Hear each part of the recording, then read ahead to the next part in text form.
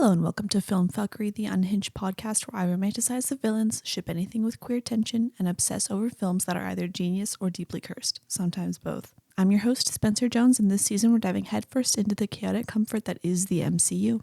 As usual, we'll be moving through the villain effectiveness, the gay undertones, the logic portions, the technicalities, and of course, the most chaotic moment. So let's get into it. Today, we are talking about Spider-Man Homecoming. I was very excited about this one. I am wearing my Spider-Man sweatshirt thing. I don't think you can see it, honestly, but just know that I'm dressed for the occasion. Anyway, the villains, we'll just go straight into it. I want to start off by saying Michael Keaton is a fantastic actor. That's the person who plays, his name's Adrian Toomes, I guess. I never heard them say Adrian, but I guess I wasn't paying attention. I just look at him and I see Michael Keaton. But anyway, the winged man, Adrian Toomes. He's just such a good actor, and I'll talk about it when I get to the bullet point, but his ability to be so malicious just with his facial expressions, it kind of is sickening, like in a good way, you know? Anyway, his character though, I really like him as a bad guy. I feel like I don't like what he's doing. Like, absolutely, you should not be selling weapons illegally. And definitely, like, these are big, scary, awful weapons that they're selling to probably criminals, I'm assuming. But the thing is, I get it though, and not like the selling of weapons, but like he put so much into his work and he really cared about his job. I'm assuming he hired all of the trucks and he hired all the people. And then Tony Stark, with like so much money, is making money off of the damage that he caused. You know what I mean? It's such a rigged system. And as much as I love Tony Stark, I get it, you know? First of all, they disrespected him. But then also, if they're going to take his fucking job and the billionaires are going to be making money off of it and he has to stay poor, I'm like, you know what? Good for you, Mr. Entrepreneur. I wish he wasn't so evil. I wish it wasn't a dangerous thing that he was doing for the streets and for the people. But like, I get it, okay? Adrian, I get it. Good for him. He's supporting his family in the way that he is able to, because the system's fucking rigged and he wasn't able to do it in a, I want to say, respectable way. I don't know. But like, he tried. They just didn't let him. The point is, I get it. Not that he's in the right, but like, you know. Anyway, speaking of him supporting his family though, the big reveal of Peter is going to pick up Liz for the, I guess, okay, so it's probably a homecoming dance, right? But he's going to pick her up and he opens the door to her house and it's Adrian at the door. That's Liz's dad. That reveal was so scary. And seeing him with his family, it was very like, he's a good dad. He cares very deeply, but like, it was terrifying. And the way that Peter was acting so strange, I was like, Peter, get it the fuck together. In his defense, I probably wouldn't have done better, but I feel like I could have just like, at least not stared at him, you know, smile for the goddamn picture. He knows that you're being weird. And then his being weirdness made it weird for when they were driving in the car. That scene was so scary when Michael Keaton was figuring it out. Liz was just so unaware. She was like, oh yes, there were Spider-Man sightings at all of these places that Peter wasn't at, but like, whatever. It's just the Tony Stark internship. He knows Spider-Man. It's not him. He's not Spider-Man. And Michael Keaton's like, wait a minute, because if you were supposed to be at my daughter's party and instead you were fucking with me as Spider-Man, and then Spider-Man was in Washington, D.C. when you happened to not be on the elevator,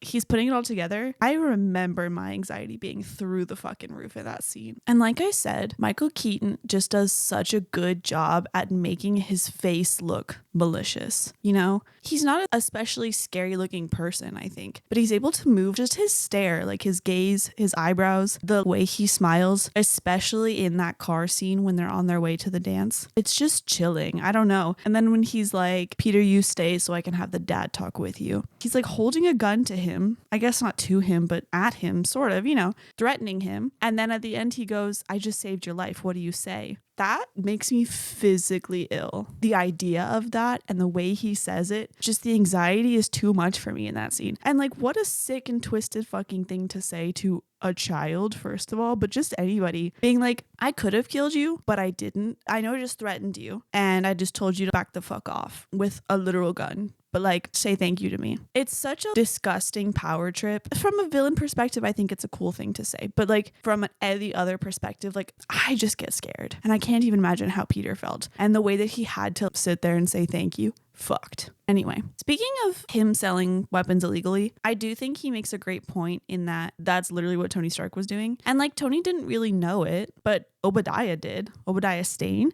He did, but Tony should have known. I feel like he should have been more aware of what was happening. But even just in the fact that Tony sold weapons, period. I guess I get it. War happens and people need weapons. I wish the world wasn't the way that it is, but it is. Tony is selling weapons and he's a fucking billionaire. So like, what really is the difference? You know what I mean? The difference is that Adrian doesn't have Tony Stark's money to like make it better. And I guess it's also like he doesn't have the PR team of Pepper and the other people or whatever. And he also, I think, probably just doesn't have the charisma. But I think he's got a good fucking point in that what really is the difference? You know what I mean? It just makes me a little sick to think about the billionaires and the people trying to make it a good life for their families and they're not able to. Just the amount of corruption you have to become a billionaire. At what point is Adrian becoming Tony Stark? You know what I mean? He didn't have enough money to be that corrupt. The point is, what's the difference? You know what I mean? And if you can explain it to me, please do. But like, I just really think he had a good point there. And I think we should talk about that more. Y'all know I love Tony Stark so much, personality wise. I don't love how he made his money or what he's doing with it particularly, besides like the Avengers shit. But like, you get it. You get it. Anyway, these are just minor villains, but they're still Spider-Man villains. So I've seen this movie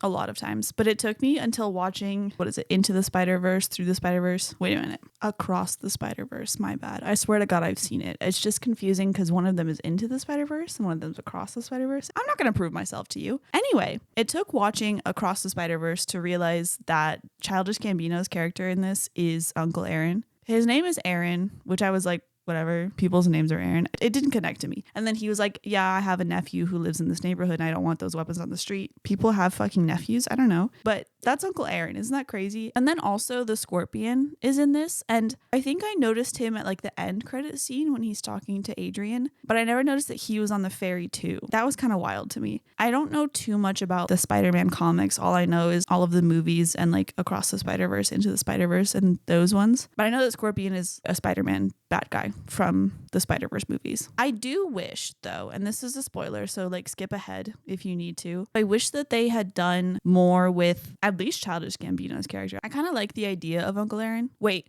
I just realized, if y'all don't know who Uncle Aaron is, Miles Morales is like Spider-Man with the black suit and he's got the spray paint Spider-Man logo. Uncle Aaron is his uncle, but he's like a different, like he's not Peter Parker Spider-Man, he's Miles Morales Spider-Man. Anyway, I don't remember what I was saying. Fuck. Oh yes, the spoilers. So I do wish that they had done more with Uncle Aaron and the Scorpion, or like very least Uncle Aaron, because I love Childish Gambino, and the Uncle Aaron character before the world forgot about Spider-Man.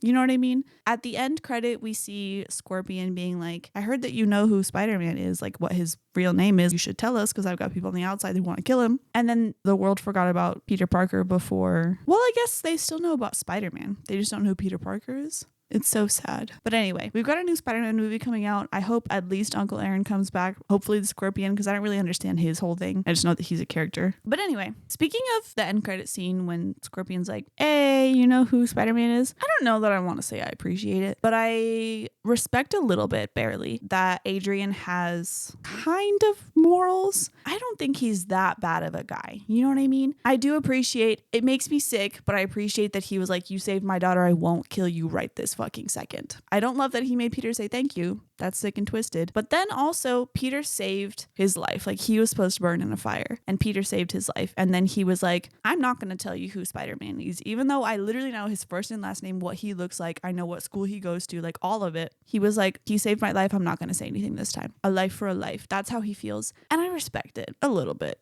Okay, so fucking sue me. Anyway, that's all I have for the villains. So let's move into the gay undertones. Here's the thing. And I was thinking about it as I was typing in my notes. There aren't a whole lot of gay undertones in this movie either. And here's how I feel about that. It's a bummer for the purpose of this podcast. And it's a bummer to me personally in my life because I need more gays in media. However, I do think the more that I'm like, there's no gay undertones in these movies, the more it feels like they're not queer baiting us, which I think is a good thing. Oh my God, specifically with Steve and Bucky, the queer baiting is so painful. But I feel like also there are moments in the MCU when I'm like, this should be gay. I know I'm delusional, and mostly it's for the purpose of the podcast, but there are some moments in a lot of movies when it's like, wait, is this not gay? Like, what are we doing? And it's queer baiting, and queer baiting pisses me the fuck off to no end. So I think, though it is upsetting that there are not gay undertones in some of my previous episodes and this one as well, I do think it's good that we're kind of moving away from the queer baiting for now. I do think later on there's some more queerness, but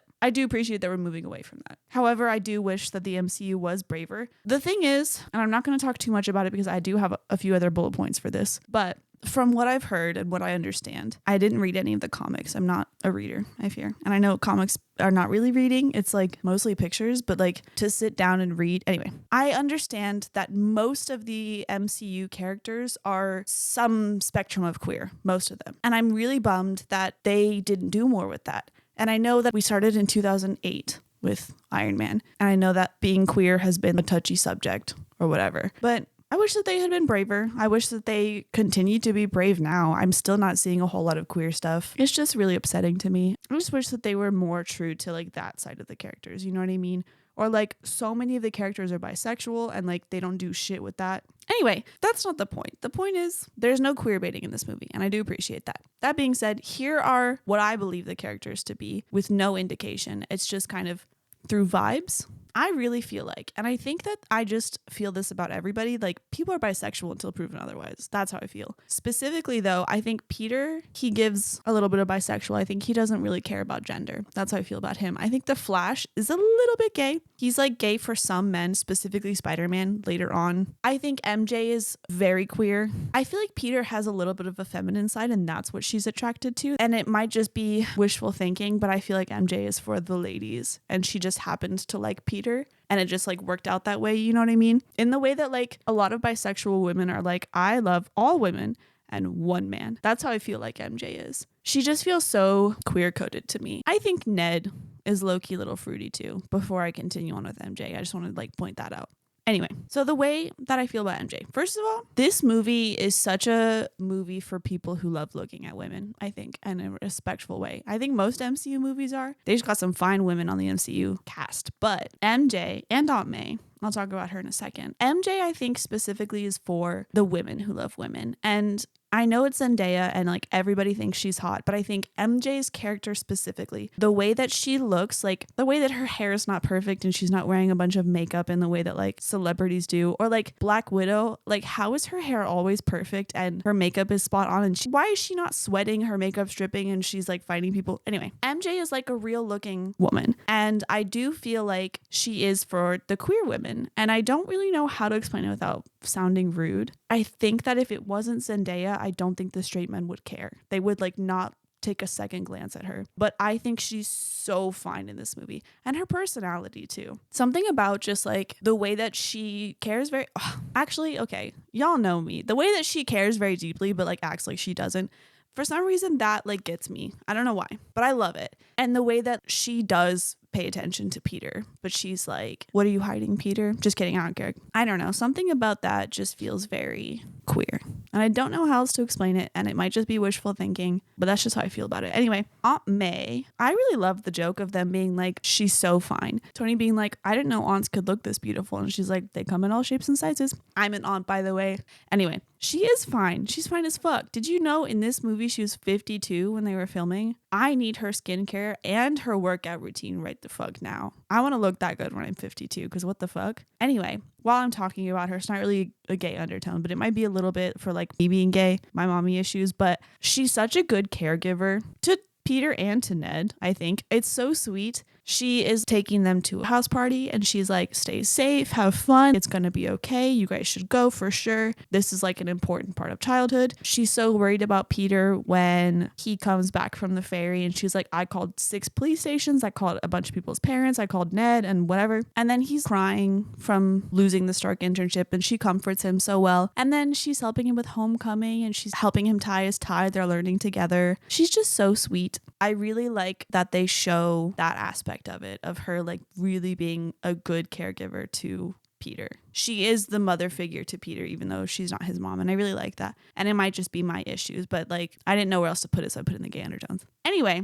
this has been all over the place, but before I move on, I just want to mention that we got a tiny little scrap of Tony and Pepper. And I know it's not gay, but I have to talk about it because I love them so much. And that's it. I just love Pepper. Anyway, moving on to the logic. Y'all know it's coming. This is the movie where we learn who cleans up. And we know that it's little contracting companies, and then Tony takes over with his fucking department of something, whatever the fuck, where they're like, it's our jurisdiction actually. And the thing is, great. However, in the way that they figured out that only the alien tech can destroy the aliens, like, that seems tricky. I don't know how to explain it, but like, what if they didn't figure it out? And like, where do they put the dead flying snake looking fucking aliens? And then who fixes the buildings? Because that's the cleanup, right? So they're taking all of the alien tech and the Sokovia Ultron tech, whatever, and they're cleaning that up and they're putting it in the storage facility that Peter gets trapped in. But who's fixing the buildings? Who's paying for it? Because I know Tony's paying for the department people to pick stuff up. I don't think Tony's paying for all of the building damage. Are you kidding me? If he did that, he wouldn't be a billionaire. You know what I mean? That's not how they keep their money, by helping others. So who pays for it? Speaking of that, when the ferry gets cut in half, people's cars are sinking to the bottom of the ocean. First of all, so bad for the ocean, but also who pays for my car? You know what I mean? Like, Peter Parker is what, 15? A 15-year-old slices the ferry in half and my car gets sunk to the bottom of the ocean. That's it for me. I don't think Tony paid for people's cars. Even if he was going to offer to pay for people's cars that got lost at the bottom of the ocean because he's like responsible for Peter or whatever, how do you contact him for that? You know what I mean? He's not going to like put a fucking business card in everybody's hand and be like, if your car sank, let me know. I guess insurance probably covers the cars, but not greatly. Like, what does that claim look like? My car sank to the bottom of the ocean when my ferry got split in half. Like, what? They're not going to believe you. I just need answers, you guys. Like, this movie gives me half the answers. It tells me who cleans up and like, I guess kind of how they clean up. It's just too much. We need to talk about this more. I need an entire movie of like the insurance claims. You know what I mean? Maybe just a short, some end credit scene where an insurance person is like, I can't fucking do this anymore. All the Avengers are destroying the houses and I just can't. With all of these fucking like homeowners insurance and the renters insurance being like, my apartment building got smashed into and here's all the stuff that you guys have to pay for. You owe me whatever. I don't know how insurance works, honestly, but like, I just want something. Moving on. I can't talk about this anymore. I'm gonna go crazy. I feel like Happy and Tony are so unfair to Peter in that they're entrusting a 15-year-old kid to go through this civil war of Avengers with a bunch of people doing some crazy weird shit. Like Ant-Man is getting really small and then getting really big, and Wanda's literally throwing cars, and Vision is like destroying things with his Mind Stone. It's just a lot happening. And they give him no therapy afterwards, which if anybody needs therapy, it's fucking Peter. And especially later on too, like they just love to not make him happy. I just think he went through all of that. And yes, it was cool. And he was like, that was fucking sick. They didn't check on his psyche at all. Like that shit sits with you. And then later on, they act like they don't fucking care. And I know they're busy, but the way that they just bring him home with no debrief and no fucking, hey Peter, you okay? Like they don't check on him at all. And I know they're keeping tabs on him, but that's not the same thing as like checking in on his mental health. Obviously he's not fucking okay. He's like blowing off school to be friendly neighborhood Spider-Man, which is cute, but like they're not going to talk to him about that. I just think they could have been more delicate about it, is all I'm saying. Like I know they care, but it doesn't seem like they care. You know what I mean? Anyway, this movie again shows us just how strong Peter Parker is. When he's fighting the Avengers in quotations, he's like, I don't think you guys are the real Avengers. That was really funny, first of all. But the way that they go to punch him and he literally just like pushes the hand back and they go flying. It's kind of insane. We all know that he's like crazy strong in the way that he stops Bucky's hand like it's nothing. But they are so subtle about it. If you're not paying attention to it or not really like thinking about it, you're like, oh, he's just fighting bad guys, like whatever. But no, the flick of his wrist pushes their punch back and the guy goes flying backwards. That's crazy. I do think though, these movies do such a good job of showing both sides of Peter in that he's incredibly fucking strong. We know that. But he's also a 15-year-old kid and he gets really scared. And it's actually really fucking sad. Tom Holland does a fantastic job of showing the fear and anxiety that is going through Peter. So like the scene where he's trapped in the parachute and he gets plunged into the lake. The camera angle of it and the way that it's shaking and it's moving with him, and it's like the chaos of it, and then Peter like hyperventilating trying to get out of it. And then also the scene where he's fighting Adrian and the vulture costume. I'm gonna call it the vulture costume. I think that's right. It like destroys the building and it collapses on top of Peter, and he's freaking out and he's like, anybody help me please, and he's just scared and he's like hyperventilating, can't push the rubble back up. It makes me feel so bad for him, and I know that's the point, but it just does such a good balance of like, he is crazy fucking strong, but he's also literally a child who gets scared and he gets put through terrifying situations and nobody's helping him. That boy gets no therapy. It's actually really sad. Anyway, this is just a small detail, but I wish that more movies were accurate about this. There's a scene where Peter leaves the house party. He is being dragged behind the van when he's trying to follow them after they're doing the weapons deal with Uncle Aaron. I don't know what his suit is made out of. I'm sure it's fantastic fabric, but it is fabric, right? Or maybe it's like that carbon whatever suit, whatever. But I just feel like there's no way he didn't get road rash from that. You know what I mean? Or the suit looks fine. What the fuck is that suit made out of? I just wish more movies were accurate about things like that. Like when you hit the ground, there should be dirt on your suit. Or when you're being dragged behind a van, at least if it's not going to be road rash and the suit's not going to rip from that, make it like black from the ground. When I walk on the asphalt, my feet are black. You know what I mean? Or like you get dragged across it, your shirt is black. I don't know. I just wish that his suit wasn't perfectly clean after that. Why does he not have like tire marks on him or anything? That really bothered me. Anyway, so I know that Peter was distracted and he was very set in his ways about finding the vulture guy and stopping them and everything. And he was calling Happy and Happy wasn't answering. He was leaving voicemails and everything. What I wish that Peter had realized, and I think he was very distracted, but Tony mentions the churro that the old lady gave him or something. It's like offhanded that he says it, but it's a very sweet moment and I almost didn't catch it, but it shows that Happy is listening to the voicemails and passing everything on to Tony, and Tony is remembering things. When Peter splits the ferry afterwards and he's like, Tony, you weren't listening to me. I wish you listened to me and you would know that this is serious. And Tony's like, who do you think called the FBI? Because he does listen. And that's also my point though, is that like, if they had talked to Peter and told him like, hey, we're listening, like we hear you, it would have been a better situation for everybody all around. However, they didn't. And I know that they're busy, but like check on this 15-year-old kid. You know what I mean? Tell him you're listening to him. Tell him he's okay. But anyway,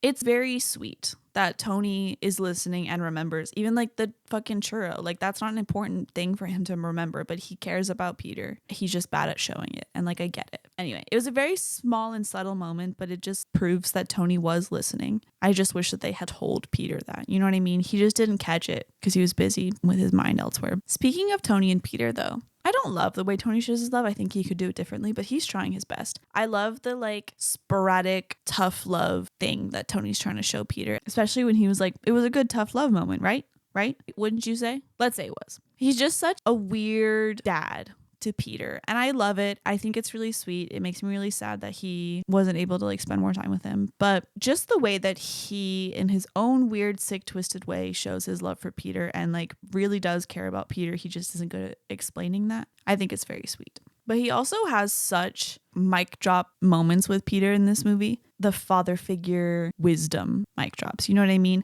It's after the ferry specifically. There's 2 quotes that I've written down. They're so good. Peter's like, I just wanted to be like you. And Tony's like, and I wanted you to be better. What a dad. And then Peter's like, but I'm nothing without the suit. Mr. Shark, please don't take it away, whatever. And Tony's like, if you're nothing without the suit, you shouldn't have it. And that comes back later. And Peter's like, wait a minute. He's so right. I can do this without the suit. I'm strong. Whatever. It's so dad. And I love it for them. I do wish that they had more time. It makes me so sad. Anyway, this is also another small thing. Where does Peter put his phone in the suit? He answers his phone several times throughout this movie. First of all, turn off your damn ringtone when you're Spider-Man. His ringtone is way too specific to him. Like, people don't have that ringtone. Where does he put the phone, though, is my question. Because he's able to take it out and put it back in somewhere in his suit. Is there a back pocket to the suit? I didn't see it. It's like spandex, basically, the suit. It's like form fitted to him. So where's the pocket and why isn't it phone shaped in like his back pocket or whatever? Like, where does it go? And does it not fall out when he's upside down and crawling on walls and shit? Or like he got dropped in the water. His phone's fine. I just can't with this. Anyway, this is a thing that stressed me out a lot. And like, I get that Peter was very into his Stark internship, friendly neighborhood Spider-Man, whatever, proving himself. But the way that he just blew off everything high school, he was in the debate team and he was like, I'm not going to go to that. And I know that in his little teenage mind, this was a very important thing and he had to stop the criminals. Like, I get it. And he did a good job, kind of. But it stressed me out so much. And I think it's just because I was a very school-oriented person in high school. And like, I fucking hate school, but I would never skip anything of school. You know what I mean? Like, I was a very good kid who just like did what I was supposed to do. So I just can't imagine not doing that. But I also feel like Peter is so smart and he does care about school. Like, he was very excited about his science, math, whatever stuff when Tony came to talk to him the first time. And he was like, I can't go to Germany. I have school. He just was so nonchalant about all of the missing stuff. And then also when he got stuck in that shipping container place where they were collecting all the shit, whatever.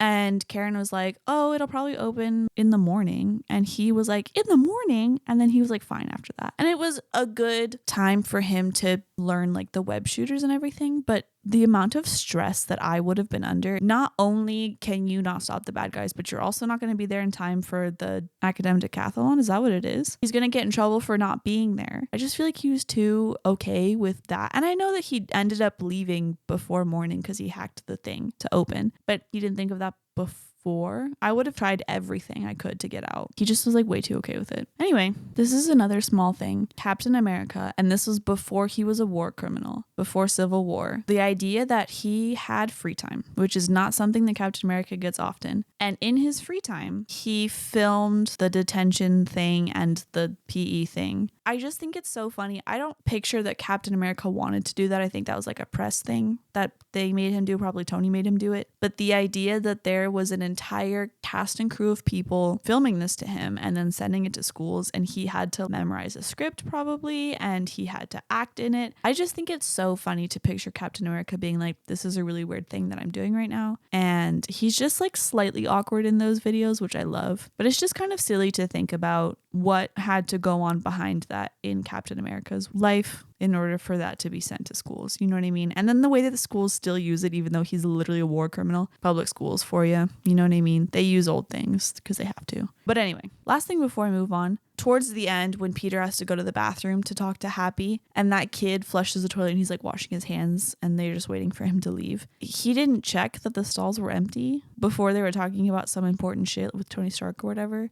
I guess people know that Peter has the Stark internship or whatever, but like, you just didn't check that the stalls were empty. That's so silly. It makes me think of, there's an episode in Brooklyn Nine-Nine where I think they're like gambling or some shit and they're all talking in the bathrooms and they're like, did you check for poopers? And they're like, yes. And then there's a part where they forgot to check for poopers. They are like talking about it and then people come out and they, I think, take them hostage. I don't remember the thing too well. All I remember is them being like, there were poopers. Like they didn't check the stalls. Anyway, I guess it's not as important as like undercover police work, but I just feel like you didn't check for poopers. Like, what are we doing? Anyway, that's it for the logic. So let's move on to the technicalities. Starting at the beginning of the movie, I love the way that they kind of show us where on the timeline we are with Peter's little vlog thing. It's really sweet to see his point of view from Civil War, but then it also shows us that we're directly after Civil War at the start of this movie with Tony literally driving Peter home. It's really, I think, important to show us as well how impactful it was for Peter, because we see Civil War and Peter's in it a little bit, but we don't see how much it impacts him. And he looks very excited in the vlogs and everything, but it also was like a very scary time for him. And I think it's important that we see that at the beginning of this movie. And it shows us kind of like where his mindset is as well. But I like that instead of like a flashback moment or like previously on Avengers or whatever, you know, it's like a little vlog thing. It just shows his personality. And I think it's really perfect for Peter. And it's such like a little high schooler thing to do.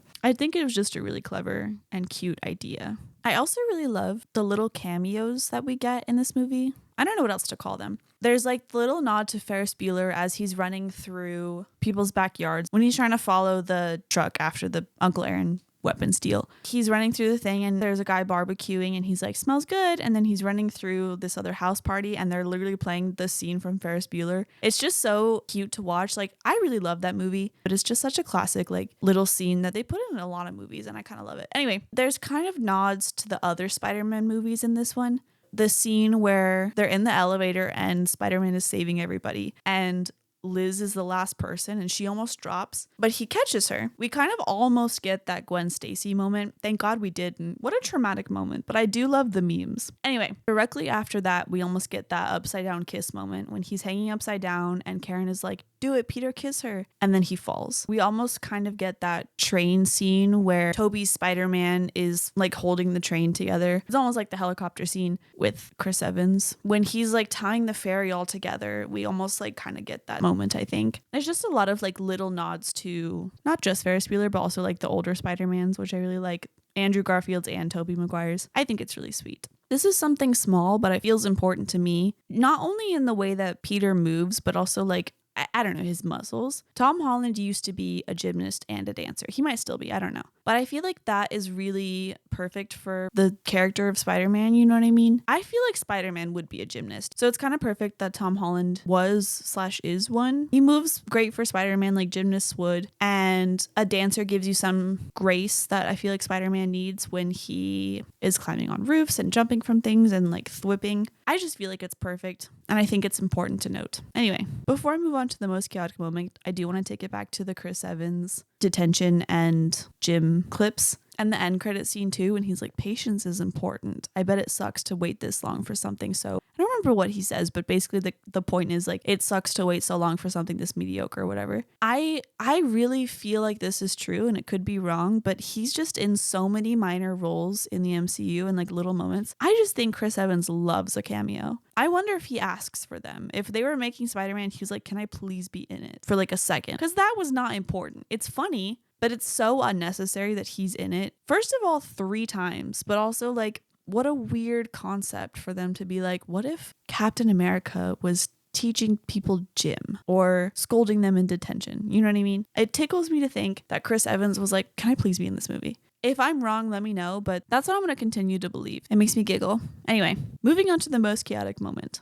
I think the ferry scene is the most chaotic moment, and it took me a while to think about what I really thought was the most chaotic moment, but this is the one that sticks out to me. There's just so much happening, and there's such a goosebumps moment at the end of it that Tony gives. It starts off with Peter trying to stop the bad guys, and we see all of them coming out. They're about to make a deal. They're kind of scary looking. They've got these crazy tech weapons. He's blowing off Tony Stark. He's like, I'll call you back. And Tony's like pissed that he hung up. And then the FBI come out and they're like about to arrest Peter. And then the ferry splits in half. People are losing their cars. And then Peter almost saves the day. He asked Karen to show him like the strongest points of the ferry so he could connect to them or whatever. And then he's 98% successful and it snaps and it's all terrifying. And we're like, oh my God, he almost did it. And then he didn't. And then Tony comes to save him and he's like pissed at Peter. It gives me chills just to think about when Peter's like, if you even cared, you'd be here right now. And then Tony steps out of the suit. The goosebumps that I get every time. Tony does care. He shows it in a weird way. He called the FBI, you know, and I already said it, but it was just such a tough reveal of Tony stepping out of the suit. I love it. That scene is just so chaotic. There's so many things happening and there's so many emotions. And we're like, uh-oh, Peter has to do this on his own. And then it's like, oh shit, the ferry's probably going to collapse because he tried, but he failed. And then Tony comes to save the day and he's actually there. And Tony called the FBI. And that's it. That's all I got. So thank you for listening. If you enjoyed it, please like, comment, subscribe, download, share with your friends, listen while you're doing chores, while you're going on a road trip. If you're doing any Thanksgiving traveling, I'd love it if you wanted to listen to these while doing that. Or, I don't know, doing your laundry, you're washing dishes, whatever. If you are feeling up for it, share it with your friends, share it with your family. Say, hey, I know this really great podcast. No, say, I know this really decent podcast.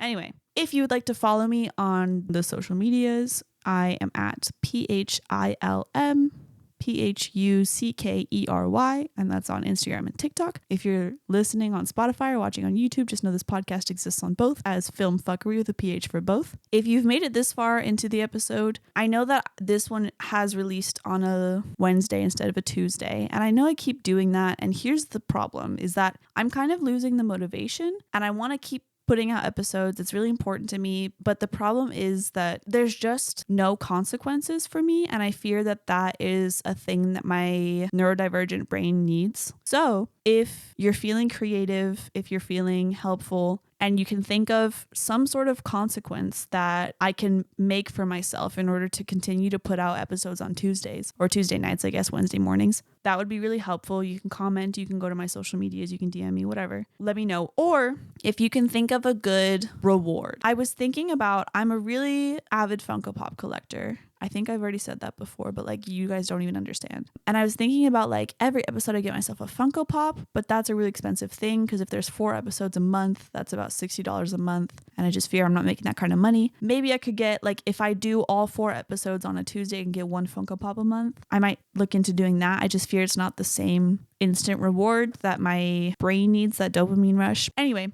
any thoughts or ideas would be helpful. If you can think of any, let me know. With that being said, I will leave you with a quote. And the quote is, "You deserve that. You're a criminal. Bye, Mr. Criminal."